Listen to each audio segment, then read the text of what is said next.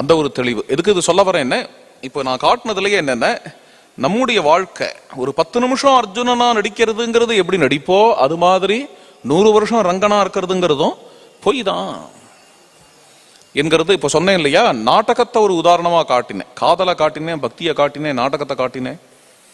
அடுத்தபடியா இப்போ இந்த உதாரணத்துக்கு இப்போ வந்த என்ன புரியும், எது என்ன, சொப்னம், கனவு. அது கௌடபாதாச்சாரியாலே சொல்றார், அதீர்கத்வாச்ச காலஸ்ய அப்படிங்கிற வார்த்தை, கௌடபாதரோட வார்த்தை. ஏன் சொப்பனம் பொய் அப்படின்னா, தீர்க்க காலம் இல்லைங்கிறதுனால பொய் என்று சொல்றார். அத இங்க விளக்கிறார் சுரேஸ்வராச்சாரியால். ரொம்ப அழகான ஸ்லோகங்கள் இது. யதா சொப்னே நிருபோ பூத்வா புக்த்வா போகான் யதேப்சிதான் சதுரங்க பலோபேதா சத்ரும் ஜித்வா ரணாங்கணே. சொப்பனத்துல தானே ராஜாவாயிட்டதாக பார்க்கறான். புக்த்வா போகான் யதேப்சிதான், எல்லா போகங்களையும் அனுபவிக்கிறதாக காட்சி தெரிகிறது சொப்பனத்துல. சதுரங்க பலோபேதா, 4 விதமான சேனைகள் எல்லாம் இவனை பார்த்து சல்யூட் பண்றதாக இவனுக்கு காட்சி தெரிகிறது. அப்புறம் சத்ருக்கள்லாம் வரா, சத்ருக்கள் எல்லாம் தானே ராஜாவா இருந்து ஜெயிக்கிறான். படே படே சத்ருக்கள்லாம் இவன் காலில் விழறா. இது எல்லாத்தையும் பார்க்கறான். பராது பராஜிதோ பூத்வா வனம் பிராபிய தபஸ்சரன். அதோட மட்டும் இல்ல, அதே சொப்பனத்திலேயே பெரிய தோல்வியெல்லாம் அடையறான். சில சத்ருக்கள்லாம் அவனை அடிச்சு போட்டுடுறா, உடனே காட்டுக்கு ஓடி போயிடுறான். உடனே அங்க வைராக்கியங்கள்லாம் வருது, என்னது போகங்கள்லாம் எதுக்கு, உடனே தபஸெல்லாம் பண்றான். எல்லாம் இங்க சொப்பனத்திலேயே. இது எல்லாம் எத்தனை நாழியில் நடக்கிறது, எத்தனை நாழியில் நடக்கிறது? முகூர்த்த மாத்திரம் ஆத்மா. முகூர்த்தம்னா இந்த இடத்துல க்ஷணம்னு அர்த்தம். முகூர்த்தத்துக்கு 2 அர்த்தம் உண்டு, இங்க க்ஷணம்னு அர்த்தம். ஒரு க்ஷணம் நடக்கிறதுன்னு வச்சுக்கோங்க சொப்பனத்துல. ஆனா மன்யதே கல்ப ஜீவினம், ஒரு கல்பம் நடந்த அளவுக்கான விஷயங்கள் சொப்பனத்துல ஒரு க்ஷணம் நடந்துடுறது. சொப்பனத்துல பல வருஷங்கள் ஓடுறது, சில சமயத்துல பல நாட்கள் ஓடுறது, ரொம்ப நாள் ஓடுற மாதிரிலாம் தெரிகிறது சொப்பனத்துல. எழுந்துட்டு பார்த்தோன்னா 2 நிமிஷம் கூட ஆகல. அப்ப சொப்பனத்துல வர டயம் என்கிறதோட மேக்னிடியூடு வேறையா இருக்கு, வெளியில டயம்ங்கிறதுனுடைய மேக்னிடியூடு வேறையா இருக்கு. இது ஒரு ஆச்சரியம். அது முகூர்த்த, இது முக்கியமான விஷயம். அது முகூர்த்த மாத்திரம் ஆத்மானம் மன்யதே கல்பஜீவினம் ததைவ ஜாகிரத் காலேபி மனோராஜ்யம் கரோத்யசௌ. விழிச்சுட்டு இருக்கிற காலத்துல கூட சில சமயம் இது மாதிரி ஒரு மனோராஜ்யம் செய்வான். இதுக்குதான் என்ன பேரு சைக்காலஜியில, டே ட்ரீமிங். Day dreaming. உட்கார்ந்து இருப்பான் கதையிலேயே, உட்காந்துருப்பான், காதல ஏதோ சப்தங்கள்லாம் விழும். மனசு எங்க இருக்கும் அப்படின்னு, எங்கேயோ இருக்கும், யாரோ 4 பேரை அடிச்சு போடுற மாதிரி. அப்படியே மனசுக்குள்ளேயே அவனுடைய விருப்பங்கள் எல்லாம் ஃபுல்ஃபில் பண்ணிப்பான். நிறைய என்னெல்லாமோ பார்ப்பான் மனசுக்குள்ள, அது பாட்டு ஓடிண்டே இருக்கும். விபரீதமாகலாம் என்னெல்லாமோ ஓடும். திடீர்னு யாரையோ துரத்துற மாதிரி, யாரோ தன்னை துரத்தின்னு வர மாதிரி, அப்புறம் ஒரு பெரிய யானை வருது, எல்லாம் மனசுல அப்படி பார்த்துட்டே இருப்பானா. கதை பாட்டு ஓடும். திடீர்னு பார்த்தா கதையும் முடிஞ்சு போயிடும், எல்லாரும் எழுந்து போடுவா, அப்படியே உட்காந்துருப்பான். இதான் மனோராஜ். இது சொப்பனத்துல தான் இல்லப்பா, விழிச்சுட்டு இருக்கும் பொழுது கூட நடக்கலாம்ங்கிறார். விழிச்சுட்டு இருக்கும் பொழுதே சொப்பனம்னு ஒண்ணு உண்டு. என்ன, இந்த கான்சியஸ் மைண்டு தான் இங்க பாக்குறது, பிரசன்ட பாக்குறது. உள்ளுக்குள்ள இருந்துட்டே இருக்கு, கனவுகள் இருந்துட்டே இருக்கு. தூக்கத்திலையும் இருக்கு, விழிப்புலையும் இருக்கு. விழிப்புலையும் இந்த கனவு இருந்துட்டே இருக்கு. அதுக்கடுத்தது கால நத்யோக வேகேன க்ஷீணமாயுஹு ந பஸ்யதி. கால நத்யோக வேகேன, ரொம்ப அருமையான வார்த்தை அது. காலமாகிய நதி. ஆஹா, இது ஓகம், இது மகா பிரவாகமா அடிச்சுட்டு போறது இந்த காலமாகிய நதி. காலமாகிய நதிங்கிறது தைத்திரிய ஆரண்யகத்துல வரக்கூடிய விஷயம். ரொம்ப பெருசா. நாதி சத்வ பிரதிருஷ்யதே. காலம்ங்கிறது 2 விதம் அப்படின்னு சொல்றது வேதம். ஒண்ணு என்ன அப்படின்னா அது சம்வத்சரம், அதுக்கு கீழே இருக்கிறது அயனம், பட்சம், திதி, இதெல்லாம் இருக்கு இல்லையா? இதெல்லாம் ஒரு ஜலத்துல, ஒரு நதியில அக்ஷயா செந்ததே அப்படின்னு சொல்லும்படியாக அந்த ஜலத்துல ஒரு அலைகளாகவும் நுரைகளாகவும் அப்படியே பட்சங்கள், திதிகள், அயனங்கள், சம்வத்சரம் எல்லாம் தெரிகிறது. இது காலம், ஒரு நதி பிரவாகம். அதுக்கப்புறம் என்னென்ன, இந்த பட்சங்கள், அயனங்கள், திதி, சம்வத்சரம் அப்படிங்கிற விவகாரங்கள், அப்படிங்கிற வார்த்தைகளே இல்லாத காலம்னு ஒண்ணு இருக்கு. அதுதான் மகா காலம்னு பேர் இருக்கு. இந்த மகா காலத்துல பட்சம் கிடையாது, அயனம் கிடையாது, திதி கிடையாது.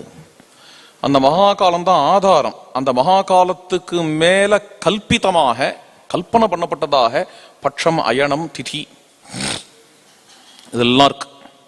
நான் சொல்லல, இதுதான் வேதத்துல வர விஷயம். தைத்திரிய ஆரண்யத்துல வருது, சூரிய நமஸ்காரத்துல சொல்லிட்டு இருக்கோமே இந்த மந்திரங்கள்லாம். இவ்வளவும் சொல்லிட்டு அதுக்கப்புறம் என்னென்ன இதெல்லாம் வெளியில சொல்லப்படாது அப்படிங்கிறது வேதம். ஏன் சொல்லக்கூடாது? மகா அனர்த்தகா பவதி அப்படிங்கிறது. இது மாதிரி வெளியில பட்சம் கிடையாது, அயனம் கிடையாது, திதி கிடையாதுன்னு சொன்னா எல்லாரும் அனுஷ்டானத்தை விட்டுடுவான், பெரிய அனர்த்தமாயிடும் இது என்று சொல்றது. ஆனா யதார்த்தம் என்னன்னா இதெல்லாம் இல்லைங்கிறது தான் யதார்த்தம். பட்சம், அயனம், திதி, விதவிதமான கல்பனைகள் ஆதாரமான ஒரு மகா காலத்து மேல ஏற்படுத்தப்பட்ட காலகதி. காலகதி அதே காலத்தை இங்க கொண்டு வரார். கால நத்யோக வேகேன க்ஷீணமாயுகு ந பஷ்யதி. ஆயுசு க்ஷீணமாயிண்டே இருக்கு. பிரதி தினமும் சூரியன் உதிக்கிறான், பிரதி தினமும் அஸ்தமனமாகறான். அஸ்தமனம் ஆகும் பொழுதே என்ன பண்றான் அப்படின்னு நம்மளோட பிராணனையும் கொண்டு போறான். நீங்க ஒரு நாள் போயிடுத்து அப்படிங்கிறது போயிடுத்து. யோசௌ தபன் உதேதி சர்வேஷாம் பூதானாம் பிராணா நாதா யோதேதி என்று வருது இல்லையா? அதே பிரகரணம் தைத்திரிய ஆரண்யகம். அன்னைக்கு அந்த காலம் அப்படி ஓடிண்டே இருக்கு. அந்த காலம் ஓடுறது. இந்த காலத்தை நம்ம பார்க்கறது இல்லை. காலம்ங்கிறது ரொம்ப பெரிய விஷயம். இப்ப நான் சொல்ல போறது வேதாந்தம். காலம்ங்கிறது ரிலேட்டிவ். காலத்துல சின்னதா நடந்தா அது பொய் அப்படின்னு தோன்றது, காலத்துல தீர்க்கமா நடந்தா அது உண்மைன்னு தோன்றது. ஏன் இப்படி எல்லாம் தோன்றது அப்படின்னா, காலம்ங்கிறதே ரிலேட்டிவா இருக்கிறதுனால, காலம்ங்கிறதே மித்தியா இருக்கிறதுனால, காலத்துல இருக்கக்கூடிய பட்சம், அயனம், திதி முதலியவைகள் எல்லாமே மித்தியா இருக்கிறதுனால, அந்த காலம் எவ்வளவு சுருங்கி நடக்கிறதோ அதை பொய்ன்னு பேர் வைக்கிறோம். காலத்துல வாஸ்தவத்துல எல்லாமே சுருக்கம் தான். சிலதை பெருசுன்னு பாக்குறதுனால அதை உண்மைன்னு, சிலது சுருக்கம்னு பாக்குறதுனால பொய்ன்னு நினைக்கிறோம். காலம் ரிலேட்டிவ்னு எப்படி சொல்றேன்னா, அபேட்சையா உண்மை. ரிலேட்டிவ்னா அபேட்சையா உண்மைனாலே பொய்ன்னு அர்த்தம். அந்யாபேட்சையா சத்தியம்னாலே அது மித்தியதான். அது அந்யாபேட்சையா சத்தியம். விவகார சத்தியம்ங்கிறது இன்னொரு பேர் கூட வைக்கலாம், திடீர்னு தோன்றது. என்னென்ன அபேட்சா சத்தியம். அபேட்சா சத்தியம்ங்கிறது அதாவது ஒரு ராஜா கதையெல்லாம் வருமே, தொடாமையே இந்த கோட்டை பெருசாக்கு சின்னதாக்கு அப்படின்னு. தது அபேட்சையா இன்னொரு கோடை பெருசா போட்டா தது அபேட்சையா இந்த கோடு சின்னதாயிடுச்சு, முடிஞ்சது கதை. இந்த கோடை தொடவே தொட வேண்டாம். பெரிய விஷயம், அது ரொம்ப பெரிய விஷயம். விளையாட்டா நம்ம கதையா சொல்லிட்டு இருக்கோம். ஒரு கோடை போட்டுட்டு தொடாம சின்னதாக்கு அப்படின்னு மந்திரி என்ன பண்ணாராம், இன்னொரு பெரிய கோடை போட்டாராம், முடிஞ்சு போச்சு. அப்ப பெரிய கோட்டுக்கு அபேட்சையா இது சின்ன கோடு அப்படின்னு தெரியறது இல்லையா? அப்ப கோடு சின்னதா பெருசா? இப்போ சின்னதா ஆயிருக்கு, தொடாமையே சின்னதாக்கியாச்சு. முன்னாடி அப்போ சின்னது பெருசுங்கிற வார்த்தை எல்லாமே மித்திய. சின்னது பெருசுங்கிற வார்த்தை எல்லாமே மித்திய. காலம் அப்படிங்கிறது அபேட்சையா.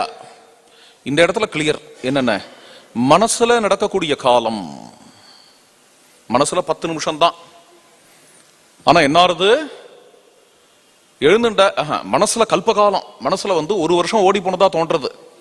எழுந்துட்ட உடனே என்ன ஆறுது, எழுந்துட்ட உடனே வெறும் 2 நிமிஷம் ஆயிருக்கு. என்னடா அது, ஆச்சரியமா இருக்கு. இந்த கதையே எடுத்துக்கோங்க, பிரவச்சனத்தையே எடுத்துக்கோங்க. வேதாந்தமே புரியல, வேதாந்தத்தோட பரிச்சயமும் கிடையாது, ஒன்றும் கிடையாது. அப்படின்னு இருக்கிறவாளுக்கு கதையில கம்பல்ஷனால ஏதோ உட்காந்துட்டான்னு வச்சுக்கோங்க, இந்த 2 மணி நேரம் அப்படிங்கிறது ஒரு கல்பகாலம் ஓடுற மாதிரி இருக்கும். வேதாந்தத்துல ஈடுபாடு உடையவாளுக்கு இந்த 2 மணி நேரங்கிறத முடிஞ்சு போயிட இன்னும் 15 நிமிஷம் தானா அப்படின்னு தோணும். ஏன்? அப்போ டைம்ங்கிறது ரிலேட்டிவ். இன்னொரு உதாரணம் சொல்றேன் டைம் ரிலேட்டிவ்ங்கிறதுக்கு. என்னென்ன, பிரம்மா கல்பகாலம் இருப்பார், நம்ம 100 வருஷம் தான் இருக்கோம். ஒன்னு ரெண்டுத்துக்கும் வித்தியாசம் கிடையாது. ரெண்டுத்துக்கும் வித்தியாசம் கிடையாது. ஏன் அப்படின்னா, கல்பகாலம் இருக்கிற பிரம்மாவுக்கு 100 வருஷத்துல நமக்கு என்ன எக்ஸ்பீரியன்ஸோ அதுதான் இருக்கும். புரியலையே அப்படின்னா, புரியுற மாதிரி சொல்றேன். கொசு இருக்கு பார்த்தீங்களா, சுள்ளம் 1 மணி நேரம் இருக்கும். அந்த 1 மணி நேரத்துல அது 100 வருஷத்துக்கான எக்ஸ்பீரியன்ஸையும் பண்ணிடும். அது பிறக்கும், அப்புறம் வளரும், வளர்ந்ததுக்கு அப்புறம் அது என்ன ஆகும் அப்படின்னா ஜாபுக்கு போகும், அப்புறம் அன்னங்கள்லாம் தேட ஆரம்பிக்கும், அப்புறம் கல்யாணம் பண்ணிக்கும், செட்டில் ஆகும், குழந்தையெல்லாம் பிறக்கும், அப்புறம் தன்னோட அப்பா அம்மாலாம் செத்து போவா, அப்புறம் குழந்தையெல்லாம் பெருசாகும், இது செத்து போகும். எல்லாம் 1 ஹவர்ல 1 மணி நேரத்துல. அந்த சுள்ளம் இருக்கு பார்த்தீங்களா, அது 100 வருஷத்தை ஃபீல் பண்ணிருக்கும். ஒரே இடம் தான் இந்த உலகம். இந்த உலகத்துக்குள்ள 100 வருஷத்தையும் 1 மணி நேரத்துல அது ஃபீல் பண்ணிருக்கும். இதே 100 வருஷம் தான் ஒரு கல்ப காலத்துக்கு பிரம்மா ஃபீல் பண்ணுவார். என்ன வித்தியாசம் எல்லாத்துக்கும்? என்ன வித்தியாசம்? டைம் டைலேஷன் அப்படின்னு பிசிக்ஸ்ல ஒண்ணு இருக்கு, கேள்விப்பட்டிருக்கலாம் நீங்க. டைம் டைலேஷன் அப்படிங்கிறது என்னன்னா, பிளாக் ஹோல் கிட்டக்க நம்ம போக போக காலம் சுருங்கும் அப்படின்னு ஒரு கான்செப்ட் ஐன்ஸ்டீன் தான் கண்டுபிடிச்சார். அதுக்கு முன்னாடி பிசிக்ஸ்ல கிடையாது அது, ஆனா சாஸ்திரத்துல ரொம்ப காலம் முன்னாடியே உண்டு. இது எத்தனை வருஷம் முன்னாடி நமக்கு தெரியாது. டைம் டைலேஷன் காலங்காலமா சொல்லிட்டு இருக்கும். ஜோதிஷத்துல தான் முதல்ல இது ஆரம்பிச்சது. இந்த டைம் டைலே வேதத்திலேயே இருக்கு, வேதத்திலேயே தான் ஜோதிஷத்துக்கு வந்தது. இது பிளாக் ஹோல் கிட்டக்க போக போக காலம் சுருங்கும் அப்படின்னு என்ன அர்த்தம்? அப்படின்னா என்ன அர்த்தம்னா, இங்கேருந்து ஒரு ஜெட்டு வச்சுட்டு பல கோடி கிலோமீட்டர் மேல போங்க சொல்றேன். ரொம்ப தூரம் போகணும். அதுக்கு போனா அங்க ஒரு 10 நிமிஷம் தான் இருந்திருப்பேள், ஆனா அதுக்குள்ள இங்க ஒரு 70 வருஷம் ஓடிப்படும். ஆமா, நான் சொல்லல, இதுதான் பிசிக்ஸ். பிசிக்ஸ்ல இன்னைக்கு உள்ள டிஸ்கவரி இது, டைம் டைலேஷன் பேர் இருக்கு. பிளாக் ஹோல் கிட்டக்க நீங்க உங்களால ஜெட்டு வச்சுன்னு போக முடிஞ்சதுனால், ஒரு பேச்சுக்கு சொல்றேன், பிளாக் ஹோல் கிட்ட எவனும் போக முடியாது, சூரியனாலேயே போக முடியாது. பிளாக் ஹோல் கிட்டக்க எவ்வளோக்களோ கிட்டக்க போறோமோ அவ்வளோக்களோ என்னென்ன டைம் சுருங்கிட்டு வருது. இது நம்ம ஜோதிஷ சாஸ்திரம் வேதம் சொல்றது. அத புராணத்துல வேடிக்கையா சொல்லுவோம். புராணத்துல ரேவத மகாராஜா தன்னுடைய பொண்ணு ரேவதியை அழைச்சிட்டு பிரம்மலோகத்துக்கு போனார். எதுக்குன்னு, இந்த பொண்ணுக்கு யார் ஏத்த வரன் தேடி தேடி பார்க்கறேன், கிடைக்கவே மாட்டேங்கிறா. இந்த பொண்ணுக்கு ஈடே இல்லை, என்ன பண்ணலாம் அப்படின்னு படைச்சவன்ட்டே கேட்கலாம் அப்படின்னு பிரம்மலோகம் போறதுக்கான யோகியதை உடையவரான் அவர். பிரம்மலோகமே போயிட்டார். ஒரு 10 நிமிஷம் வெயிட் பண்ணிட்டு இருந்தாராம் பிரம்மலோகத்துல. பிரம்மா அங்கேன்னு வந்தார். என்னப்பா வேணும்னார். இல்ல, இவளை படைச்சிருக்கேளே, இவளை கல்யாணம் பண்ணிக்க போறவனையும் படைச்சிருப்பேளே, உங்ககிட்டயே கேட்கலான்னு வந்தேன். பிரம்மா சொன்னாராம், ஏண்டாப்பா அதுக்காக இவ்வளவு தூரம் வந்தையா? பூலோகத்துல உன் பந்துக்கள்லாம் இப்போ அழிஞ்சு போய், உன் வம்சங்கள்லாம் அழிஞ்சு போய், நீ திரேதாயுகத்தோட ஆரம்பத்துல இருந்தவன் இப்போ துவாபர யுகத்தோட முடிவு வந்தாச்சு. ஆனா பரவாயில்ல, இப்போ நீ கீழே இறங்கி போனா இப்போ ஒரு பையன் இருப்பான், அதே ஊர்லயே இருப்பான், அதே ஆனர்த்தத்திலேயே இருப்பான், பலராமன்னு பேரு, அவனுக்கு கல்யாணம் பண்ணி வை இந்த ரேவதிய அப்படின்னு பிரம்மா சொன்னார். உடனே கீழே இறங்கி பலராமனுக்கு கல்யாணம் பண்ணி வச்சாருன்னு புராணத்துல ஒரு கதை இருக்கு இல்லையா? அப்போ பிரம்மலோகத்தோட டைம் வேற, இங்க உள்ள டைம் வேற. பிளாக் ஹோல் கிட்டக்க போன டைம் வேற, இங்க இருக்கிற டைம் வேற. என்ன அர்த்தம்? என்ன அர்த்தம்? சமர்த்தராமதாசர் சொல்றார், இது கால வஞ்சனான்னு பேரு. அப்படி இந்த கால வஞ்சனாங்கிற வார்த்தையை உபயோகப்படுத்துறார். இது ஒரு கைண்ட் ஆஃப் வஞ்சனை. நிஜம் மாதிரி தெரியறது காலம் நிஜம் இல்லை.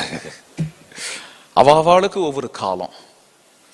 இதே பிரவச்சனம் இன்ட்ரெஸ்ட் உடையவாளோட காலம் ஷார்ட், இன்ட்ரெஸ்ட் இல்லாதவாளோட காலம் தீர்க்கம். அதுவுமே பார்த்தேன்னா திடீர்னு தோன்றது. நான் சொல்றது நிஜமான எனக்கே தெரியாது, பகிர்ந்துக்கிறேன். இப்போ தோன்றது ஏன் இன்ட்ரெஸ்ட் இல்லாதவாளுக்கு இது தீர்க்கமாறுது அப்படின்னு பார்த்தேன்னா கனம். பிளாக் ஹோல் கிட்டக்க போக போக பிளாக் ஹோல்ங்கிறது கனம்.